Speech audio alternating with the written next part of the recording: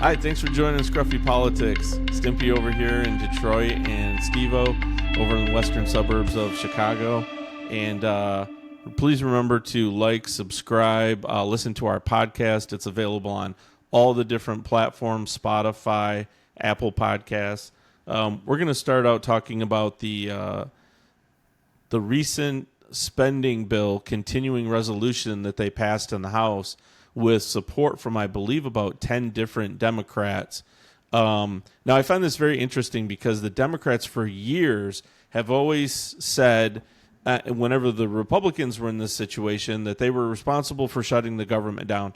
And they've beat that dead horse so many times that I feel like it boomeranged back on them. So I feel like the only reason that they actually did vote with the Republicans, which I know they did not want to do, is because they had created such a bad image through so many years of saying, you're shutting the government down.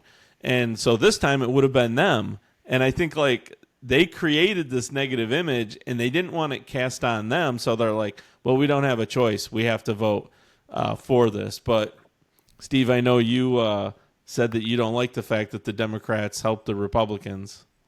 Yeah, I think they need to stand united together more. They need more. They need better leadership. I think Hakeem Jeffries. I think he's weak. I know he didn't vote with the Republicans, but Chuck Schumer, who's old, he needs to go. Dick Durbin from Illinois, he needs to go. He's old. He doesn't understand what people and the younger people are fighting for. They're just old timers who have to go. As much as I disagree sometimes with AOC, she could be a good, powerful, leader for the Democrats. Take the Democrats by the horn. She's feisty. She's loud. She knows how to stand her ground. But I think with who they have in leadership right now is weak, and I think they are very divided amongst themselves because they see the wreckage that Trump is causing and that his MAGA base is causing, but they don't know how to handle the situation. So if they were to go, let's say AOC was the minority leader in the Senate, and she did get enough people to oppose this to where it did shut the government down, would you have supported that, or would you have said yes, that's proper because they're standing up to Republicans? I'd support it. Yeah, because even though this bill helps a lot of Donald Trump's friends, and there could be a huge disadvantage. There's arguments that this bill is a huge disadvantage to working people and to veterans who are losing their jobs or some of their benefits. Yeah, let there be a shutdown for a bit to figure out how to better the bill. So So just this one actually was just a like they call it a CR, a continuing resolution. So this one really probably wasn't the one that Democrats. I mean, it did. In my opinion, it doesn't make a lot of sense for Democrats to really fight this one because really all they're doing is kicking the can down the road a little further. And actually, this one was at the same spending levels as Biden had previously. So really, the Democrats didn't lose a whole bunch in this. Now, when it comes back up, I can't remember when it goes into or how long it takes until they have to do this again. I think maybe was it September or something like that. Now that will be the time, that they'll have to get much more involved. And if Democrats do fight back, I would expect that would be the time that they would try to fight a lot harder for that. But I mean, Republicans did the same thing. I remember last time this came up with Biden. I mean, Mitch McConnell, if you remember, did the same thing. Just gave Biden everything that he wanted. Said, "Yep, we're not going to protest anything. We'll give you the votes."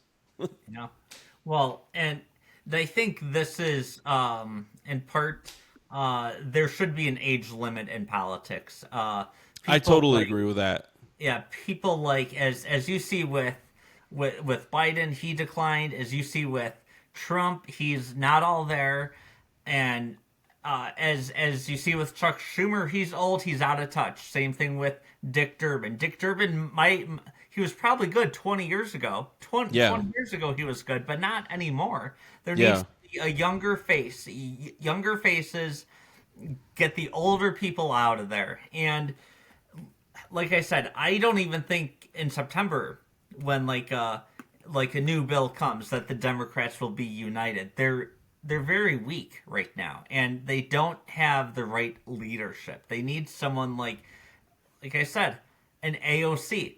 I'm not crazy about all her views, but she can stand her own against these Republicans and fight back.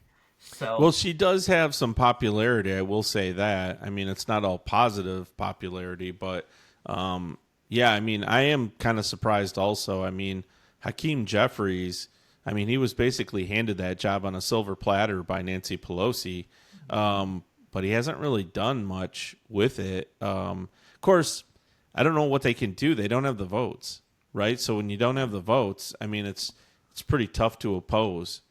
So they I are in a think pretty they're bad pretty much situation right now. I think they're pretty much in in defeat right now. Yeah.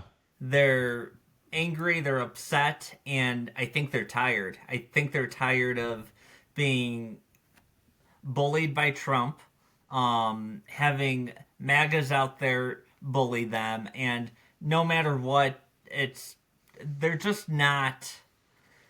Yeah, they're not strong. They're not a strong party, and I it's mean, I think unfortunate. they're You need a party because I was hoping for them to stand up more to Trump, make more of a fuss. Like for example, at his stupid State of the Union a couple weeks ago, they they were so divided on how to handle Trump. Like they should have all just walked out all together, all at once, not have listened to him. Instead, they hold up stupid signs or like a stupid little sign or ping pong ball type sign. ping Like it pong was paddle. really stupid. It was embarrassing. They looked Yeah. idiotic. Well, you And had that one guy. nothing. I mean, he caused a ruckus, and they ended up having to remove him Yeah, because he violated the and laws or what I rules. find funny about that, when Joe Biden did his State of the Union address, and then you had Marjorie Taylor Greene and Lauren Boebert yelling out and causing a scene.